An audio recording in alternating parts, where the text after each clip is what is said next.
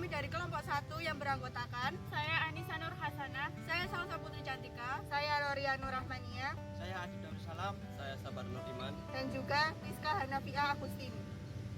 Kami akan mempresentasikan tentang menguasai wujud dan corak peradaban Islam masa Rasulullah yang menjelaskan tentang Periode Mekah, periode Madinah, peradaban Islam masa Rasulullah, urgensi peradaban yang dibangun Nabi di Madinah. Berikut ini adalah daftar nama kelompok kami. Periode Madinah.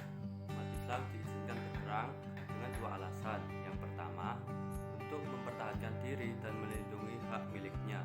Yang kedua, menjaga keselamatan dalam penyebaran kepercayaan dan mempertahankan dari orang-orang yang menghalang-halangi.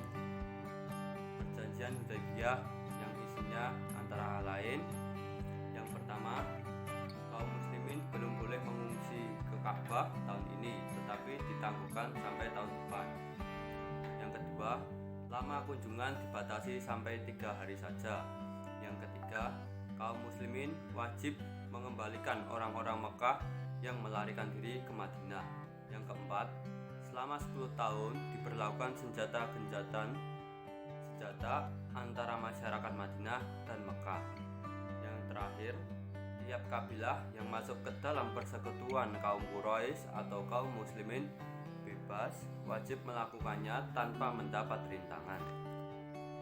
Periode Mekah, aspek ekonomi dan perdagangan. Kota Mekah ketika itu merupakan pusat perdagangan sebagai penghubung jalur perekonomian Samudra Hindia dengan Laut Tengah atau wilayah barat. Pada pertengahan kedua dari abad ke-6 Masehi, jalan dagang timur barat berpindah dari Teluk Persia sampai di utara Laut Merah. Perkembangan dinasti selatan ke zaman Hijaz Syria dengan berpindahnya perjalanan dagang timur ke barat ke semenanjung Arabia Mekah menjadi kota dagang karena letaknya yang berada strategis di pertengahan jalur dagang tersebut. Dari dagang transit ini, maka menjadi kaya pedagang di kota ini dipegang oleh suku Quraisy. Dan sebagai orang yang berada dan berpengaruh dalam masyarakat, pemerintah Mekah juga terletak di tangan mereka. Aspek sosial kemasyarakatan. 1. Tribalisme dan sistem kepemimpinan. Dalam masyarakat Arab, paham tribalisme ini berkaitan erat dengan konsep asabiyah atau solidaritas sosial.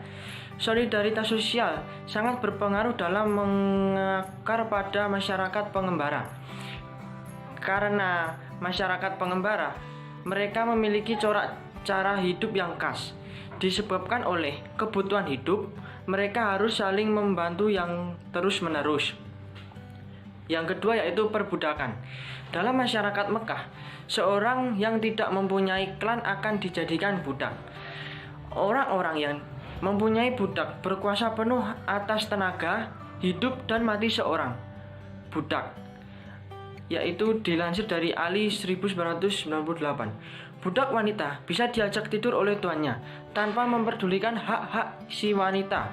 Bahkan ketika ternyata mereka hamil karena hubungan intim tersebut, anak seorang budak secara otomatis menjadi budak yang dimiliki oleh tuan yang memiliki ibu mereka.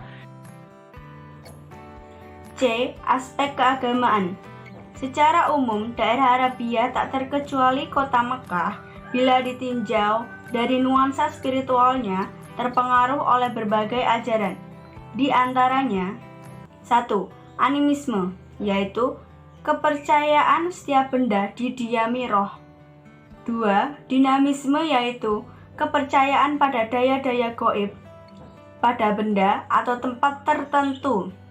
3. Fetisisme, yaitu kepercayaan pada jin-jin yang bersifat baik maupun jahat. 4. Hanifisme, yaitu tendensi monoteistik yang bersifat asketik. Di antara ekspresi dari aktualisasi penyembahan berhala tersebut adalah 1. Mereka mengelilingi berhala sambil membaca mantra, meminta pertolongan dari segala kesulitan dan berdoa untuk memenuhi segala keinginan mereka. 2. Menunaikan ibadah haji dengan mengelilingi Ka'bah dan berhala sambil menunduk dan sujud di hadapannya tanpa berbusana. 3. Memberikan korban berupa penyembelihan hewan peliharaan. Peradaban Islam masa Rasulullah. Dakwah di Mekah terbagi menjadi dua, yaitu dakwah secara diam-diam dan dakwah secara terbuka. Di sini dapat kita lihat adanya strategi Nabi dalam menyuruh umat manusia untuk beribadah kepada Allah Subhanahu wa Ta'ala. Ka'bah sebelum Islam sudah menjadi tempat yang disucikan dan banyak dikunjungi penganut agama asli Mekah dan orang-orang Yahudi yang bermukim di sekitarnya. Kemudian didirikan suatu pemerintahan yang pada mulanya berada di tangan dua suku yang berkuasa, yaitu Judul atau sebagai pemegang kekuasaan politik dan Ismail atau keturunan Nabi. Fase Makkah. Kebijakan dakwah dilakukan Muhammad adalah dengan menonjolkan kepemimpinan, bukan kenabian. B. Fase Madinah. Madinah dihuni oleh beberapa klien dan tidak oleh sebuah kesukuan, yang juga Madinah adalah perkampungan, diributkan oleh permusuhan yang sangat sengit. Dan anarkis antara kelompok kesukaan terpandang suku Aus dan Khazraj. Orang-orang Madinah berbondong-bondong memeluk Islam. Oleh karena itu, Islam lebih cepat berkembang di Madinah. Masyarakat baru ini adalah masyarakat majemuk, asalnya dari 3 golongan penduduk. Kaum Muslim Muhajirin dan Ansor, mereka adalah kelompok mayoritas. Kaum musyrik, orang-orang yang berasal dari suku Aus dan Khazraj yang belum masuk Islam. Kelompok ini golongan mayoritas kaum Yahudi. Tujuan dakwah Rasulullah: 1. Yaitu membentuk kepribadian Islam. Yang kedua yaitu membentuk keluarga Islam. Dan yang ketiga membentuk masyarakat.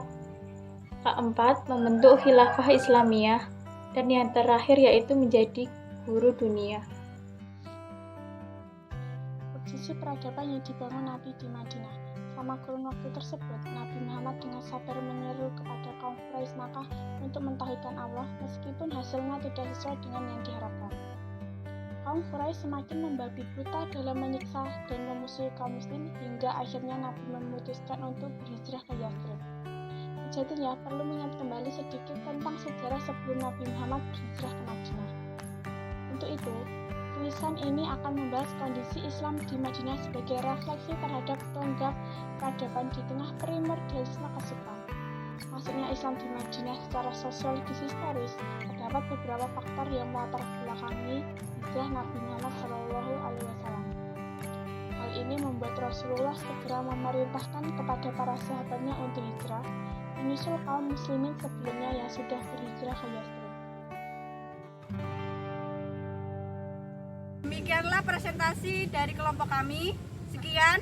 Wassalamualaikum warahmatullahi wabarakatuh.